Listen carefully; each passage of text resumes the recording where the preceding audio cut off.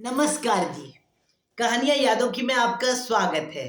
मेरे चैनल को like, comment और सब्सक्राइब करने के लिए आप सबका बहुत बहुत धन्यवाद।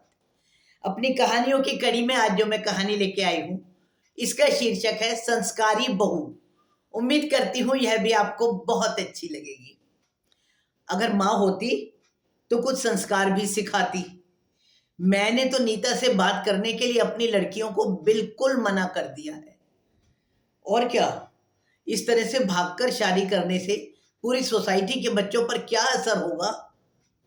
नीता के फ्लैट के थोड़ी ही दूर पर बहुत सी औरतें इकट्ठा होकर नीता के विषय में ही बातें कर रही थी कि तभी भावना जी बाहर निकलकर उन खड़ी हुई औरतों पर बरस पड़ी। उनसे बोली, खबरदार जो मेरी बहू के बारे में एक भी बात करी तो अपने बच्चों पर तुमको खुद को विश्वास है नहीं और मेरी बहू पर लांछन लगाती हो। तुम उसके संस्कार के बारे में क्या जानो। देवी है मेरी बहू, देवी है देवी। यह सब सुनकर दुकान पर दूर जाती हुई नीता ने पीछे मुड़कर देखा तो उसे अपनी सासू माँ पर बहुत बहुत प्यार आया। बस में बैठकर दुकान पर जाते हुए पुरानी बातें उसकी आंखों के सामने नाच रही थी। उसकी माँ की मृत्यु के समय नीता केवल 11 वर्ष की थी और उसका भाई 5 बरस का। पापा ही खाना बनाकर देते थे, लेकिन क्योंकि वह एक कंपनी की गाड़ी चलाते थे तो कई बार उन्हें अपने साहब के साथ कुछ दिनों के लिए भी बाहर जाना पड़ता था। धीरे धीरे छोटी उम्र में ही नीता घर का सारा काम करना और अपने भाई का भी ख्याल रखना सीख गई थी। पापा जब भी बाहर जाते तो उनका ख्याल था कि सोसाइटी के लोग उनके बच्चों का ख्याल रख लेंगे, लेकिन ऐसा कभी हुआ नहीं। 11 वर्ष की उम्र में ही नीता बहुत अच्छी सुघड़ गृहिणी बन चुकी थी। नीता के कारण पापा अपने फ्लैट का एक कमरा भी किराए पर नहीं दे सकते थे, हालांकि उनका फ्लैट 4 कमरों का था। दोनों भाई बहन घर के बाहर ही सरकारी स्कूल में पढ़ते थे। कुछ साल पहले ही कंपनी भी बंद हो गई तो पापा की नौकरी भी छूट गई थी। निराशा और आर्थिक तंगी के समय नीता बहुत हिम्मत से उठी और घर से थोड़ी ही दूर मार्केट के साड़ियों के सबसे बड़े शोरूम में उसने नौकरी करनी शुरू कर दी थी। 5वीं के बाद भाई को भी प्राइवेट स्कूल में ही डलवा दिया गया।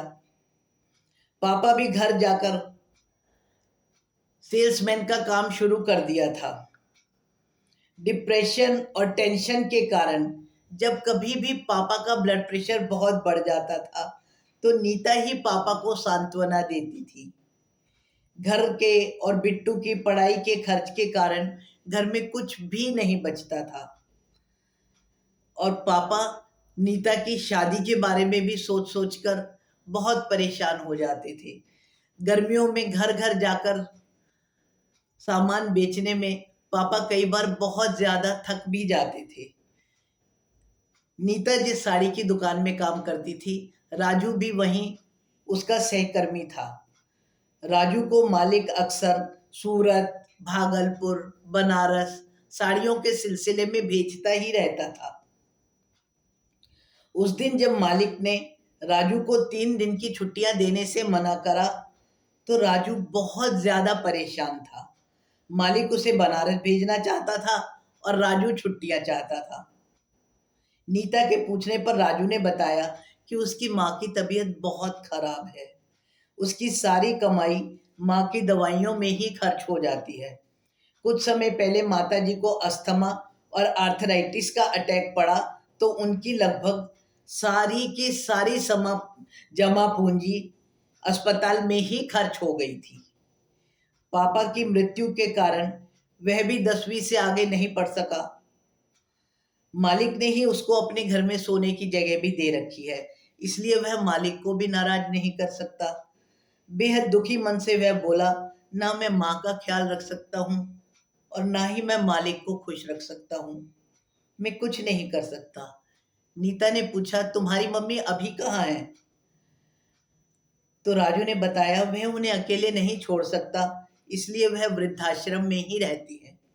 नीता ने राजू को सुझाव दिया यदि हम दोनों शादी कर लेते हैं तो नीता के घर में ही माता जी को भी ले आएंगे। हमारा घर बहुत बड़ा है। कुछ समय बाद नीता का छोटा भाई भी जब पढ़ लिख कर कमाने लायक हो जाएगा, तब वह दोनों मिलकर अपना काम अलग शुरू कर सकते हैं। कुछ लोन भी ले लेंगे और साड़ियों के ठिकाने से कुछ साड़ियाँ तुम अपने लिए भी ले आया करो। पापा सेल्समैन तो हैं ही, घर घर जाकर वह भी साड़ियाँ बेच देंगे और मिलजुल कर हम अपनी सारी जिम्मेदारियां अच्छे से संभाल लेंगे। राजू को तो कोई एतराज नहीं था, लेकिन शादी करने के लिए खर्च सबसे बड़ी समस्या था। बस तभी उन लोगों ने कुछ फैसला किया और दूसरे दिन मंदिर में ही जाकर विवाह कर दिया।